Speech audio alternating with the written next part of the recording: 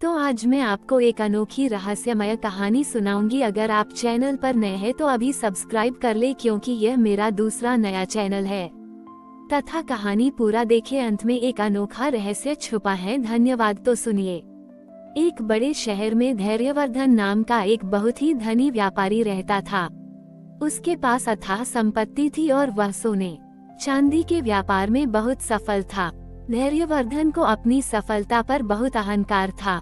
वह मानता था कि उसने जो कुछ भी पाया है वह केवल उसकी बुद्धि और मेहनत का फल है और इसमें ईश्वर की कोई भूमिका नहीं है। वह अक्सर गरीबों और जरूरतमंदों का मजाक उड़ाता था, ये कहकर कि वे आलसी और भाग्यहीन हैं। धैर्यवर्धन भगवान शिव को तो मानता था, पर उसकी भक्ति केवल दिखावे की थी। वो हर श्रावण में, विशेषकर सोमवारी को, शहर के सबसे बड़े शिव मंदिर में जाता और महंगे चढ़ावे चढ़ाता। वो ऐसा इसलिए करता था ताकि लोग उसे धर्मात्मा और दानी माने, न कि सच्ची श्रद्धा से।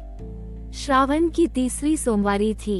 इस दिन मंदिर में भक्तों की भारी भीड़ थी। धैर्यवर्धन भी अपने सबसे कीमती वस्त्र पहनकर मंदिर पहुंचा। उसने पुजारी को मोटी दक्षिणा दी और सबसे आगे जाकर शिवलिंग पर जल चढ़ाया। वह जोर जोर से मंत्रों का जाप करने लगा ताकि सब उसकी भक्ति देख सकें। उसी भीड़ में मोहन नाम का एक गरीब मोची भी खड़ा था। मोहन बहुत ही शांत स्वभाव का और सच्चा शिव भक्त था। वो हर श्रावण में अपनी छोटी सी कमाई से कुछ फूल और बेलपत्र खरीद कर लाता और पूरी श्रद्धा से शिवजी को अर्पित करता था। मोहन को धैर्यवर्धन का अहंकार और दिखावा पसंद नहीं था, लेकिन वह चुप रहा और अपनी बारी का इंतजार करता रहा। जब धैर्यवर्धन जल चढ़ाकर पीछे हटा तो मोहन की बारी आई। मोहन ने अपनी टूटी हुई चप्पलें बाहर उतारी और नंगे पैर शिवलिंग के पास पहुंचा। उसने अपने हाथों में गिने चुने बेलपत्र और कुछ फूल पकड़े थे, जिन्हें उसने बड़ी श्रद्धा से एकत्र किया था। जैसे ही मोहन ने शिवलिंग पर जल और बेलपत्र अर्पित का, छोटी ये मंदिर में एक अद्भुत सुगंध फैल गई और एक क्षण के लिए वहां एक दिव्य शांति छा गई। धैर्यवर्धन ये सब देख रहा था। उसने सोचा, ये गरीब मोची जिसके पास कुछ नहीं, इसके चढ़ावे से इतनी सुगंध और शांति कैसे आ सकती है? ये सब पाखंड है। वह मोहन का मजाक उड़ाते हुए बोला, ए मोची, क्या तुम सोचते हो कि तुम्हारे इन सस्ते फूलों और पत्तों से भगवान प्रसन्न हो जाएंगे? शिवजी तो बड़े चढ़ावों से प्रसन्न होते हैं, जैसे मैंने चढ़ाए हैं। मोहन ने धैर्यवर्धन की ओर देखा और विनम्रता से मुस्कुराया। महाराज, शिवजी धन नहीं, भाव देखते हैं। मेरा विश्वास है कि मेरी भक्ति सच्ची है। धैर्यवर्धन को क्रोध आ गया। उसने अहंकार से कहा, तुम जैसे अज्ञानी क्या जानोगे भक्ति का महत्व?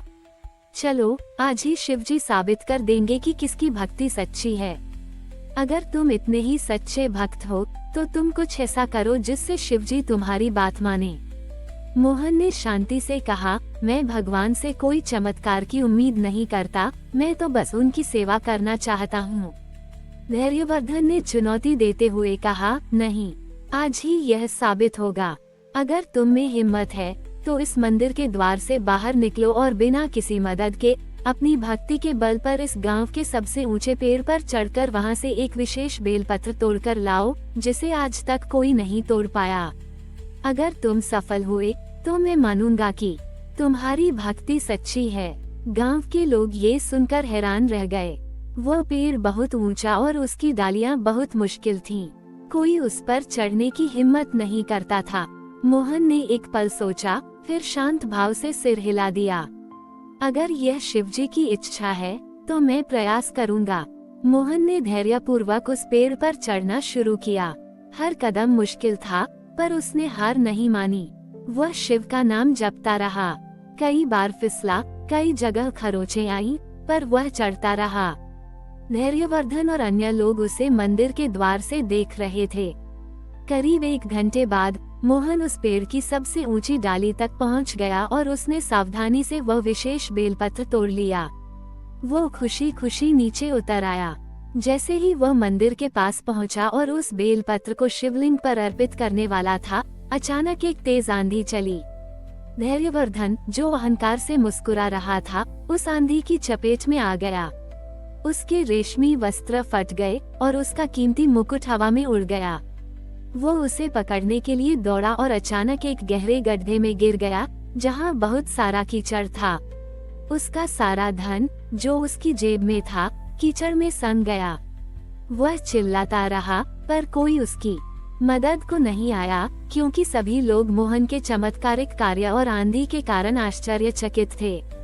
मोहन ने अपनी ओर देखा और फिर धैर्यवर्धन की ओर, जो कीचड़ में फंसा हुआ था।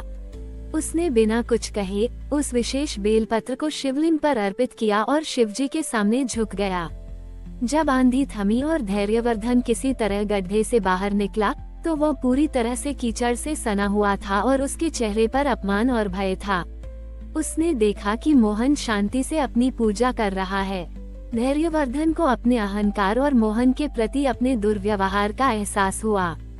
उसने समझ लिया था कि यह शिव का मौन दंड था, बिना किस बड़ी ही शब्द के उन्होंने उसे उसकी जगह दिखा दी थी। उस दिन से धैर्यवर्धन एक बदला हुआ इंसान बन गया। उसने अपना अहंकार त्याग दिया, गरीबों की मदद करनी शुरू की और सच्ची श्रद्धा से शिव की भक्ति करने लगा। मोहन को गांव में बहुत सम्मान मिला और उसकी कहानी श्रावण की तीसरी सोमवारी पर अहंकार के पतन और सच्ची भक्ति की विजय की याद दिलाती है। ये सिखाती है कि भगवान शिव धन या दिखावा नहीं देखते, बल्कि सच्चे हृदय और निस्वार्थ सेवा को ही स्वीकार करते हैं। लोहार मंगल और व्यापारी गिरधारी लाल की कहानी और शिवलिंग के समक्ष शिवजी के अद्भुत न्याय ने पूरे पहाड़ी गांव में एक नई चेतना जगा दी। उस दिन के बाद से गिरधारी लाल का घमंड चूर चूर हो गया। उसने अपनी बेईमानी छोड़ दी और मंगल से उसके खेत का हिस्सा लौटा दिया, साथ ही अपनी अन्य गलतियों के लिए भी लोगों से माफी मांगी। उसने अपने धन का उपयोग अब गांव के विकास और जरूरतमंदों की मदद में करना शुरू कर दिया, क्योंकि उसे यह एहसास हो गया था कि सच्चा धन वही है जो नेक कमाई से आता है। मंगल, जो कभी अपनी सादगी और मेहनत के लिए जाना जाता था, अब सत्यनिष्ठा और अटूट विश्वास का प्रतीक बन गया। उसकी लोहार की दुकान पर अब सिर्फ औजार बनाने वाले ही नहीं, बल्कि दूर दूर से लोग सलाह लेने और प्रेरणा प्राप्त करने भी आने लगे। मंगल ने कभी अपनी प्रसिद्धि का लाभ नहीं उठाया। वह पहले की तरह ही ईमानदारी से एक काम करता रहा और हर श्रावण में, विशेषकर तीसरी सोमवारी को, उस झरने वाले शिव मंदिर में पूरी श्रद्धा से पूजा करने जाता रहा। समय बीतता गया, मंगल बूढ़ा होता गया, लेकिन उसकी आंखों में वही चमक और उसके मन में वही अदम्य विश्वास कायम था। गांव में अब न्याय के लिए किसी पंचायत की जरूरत नहीं पड़ती थी, क्योंकि लोग जानते थे कि अगर कोई भी अन्याय करेगा तो उसे शिवजी का न्याय जरूर मिलेगा। मंगल की कहानी ने उन्हें एक ऐसी नैतिकता सिखाई थी जो कानून से भी ऊपर थी। एक श्रावण की तीसरी सोमवारी पर, जब मंगल अपने अंतिम समय में था, उसने अपने बेटे प्रकाश को बुलाया। प्रकाश अपने पिता की तरह ही ईमानदार और परिश्रमी था। मंगल ने उससे कहा, देखो बेटा, मैंने अपना जीवन सच्चाई और शिव पर विश्वास रखकर बिताया है। याद रखना, धन और शक्ति कभी किसी के काम नहीं आते अगर उसके साथ ईमानदारी न हो। जिस दिन तुम्हारा मन डगमगाए, उस दिन उस झरने वाले मंदिर में जाना और सच्चे मन से भोलेनाथ को याद करना। वो हमेशा अपने भक्तों की सुनते हैं। मंगल के निधन के बाद गांव शोक में डूब गया, लेकिन उसकी शिक्षाएं और उसकी कहानी कभी नहीं भूली गईं। गांव के लोगों ने निर्णय लिया कि उस झरने वाले प्राचीन शिव मंदिर का जीर्णोद्धार किया जाएगा। गांव के सभी लोगों ने मिलकर काम किया। गिरधारी लाल ने भी अपने धन और संसाधनों से भरपूर मदद की। उन्होंने मंदिर का विस्तार किया और वहां एक छोटा सा स्मृति स्तंभ भी बनवाया, जिस पर मंगल की सत्यनिष्ठा और शिव के न्याय की कहानी संक्षेप में लिखी गई थी। आज भी श्रावण की तीसरी सोमवारी पर उस पहाड़ी गांव में एक विशेष परंपरा निभाई जाती है। उस दिन गांव के सभी लोग, विशेषकर युवा और बच्चे, उस झरने वाले सत्य महादेव मंदिर तक पदयात्रा करते हैं। वे उस स्थान पर रुकते हैं जहां गिरधारी लाल का हीरा गिरा था और जहां सांप ने उसे लौटाया था। ये यात्रा उन्हें मंगल के सत्य और शिव के न्याय की याद दिलाती है। मंदिर में पहुंचकर वे सिर्फ पूजा नहीं करते, बल्कि एक दूसरे से सत्य और ईमानदारी के साथ रहने की प्रतिज्ञा भी लेते हैं। मंगल की विरासत ने उस गांव को न केवल आध्यात्मिक रूप से समृद्ध किया, बल्कि एक ऐसा समाज भी दिया जहां सत्य और न्याय हमेशा सर्वोपरि रहे। कल्याणपुर से दूर स्थित ये पहाड़ी गांव आज भी इस बात का प्रमाण है कि एक साधारण व्यक्ति का अटूट विश्वास और उसकी सत्यनिष्ठा कैसे पूरे समुदाय को बदल सकती है, और ईश्वर का न्याय यह कभी देर से नहीं आता। हमारी और भी आध्यात्मिक एवं अनोखी कहानियाँ देखने के लिए हमारे चैनल पर जाएं तथा धार्मिक एवं पौराणिक अनोखी कहानियाँ हमारे चैनल पर है। कृपया जाके देखें तथा हमारे चैनल को सब्सक्राइब करके रखें और वीडियो लाइक जरूर करें। धन्यवाद।